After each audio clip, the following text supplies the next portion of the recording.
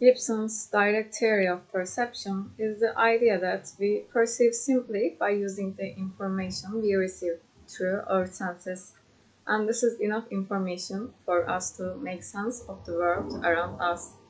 He proposed people, as well as animals, do not receive simply passive images about the world around them, but they are active within it, and this activity changes the visual images we receive.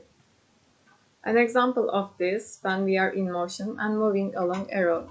The visual image we receive changes as things closer to us appear to be moving much faster as we go past them, while things that are further away appear to more slower or not very much.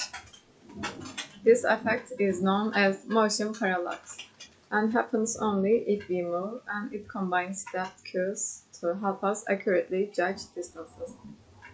To clarify, motion parallax is the way in which our visual field changes with movement, with close objects seeming to move more than objects which are far away.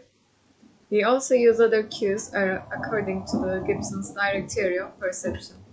When we look around, we do not see blocks of colors, but instead we see different textures, patterns of shade, mixture of tones, or smoothness to inform us what they are like.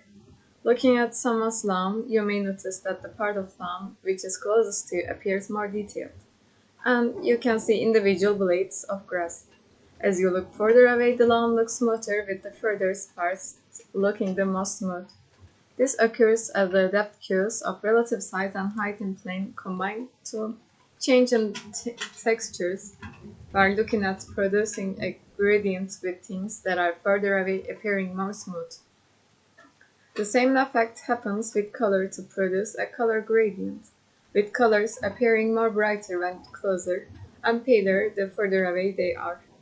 Gibson argued the real world was three-dimensional, and where we stand and move about within it as much as a part of real world perception as shape and color.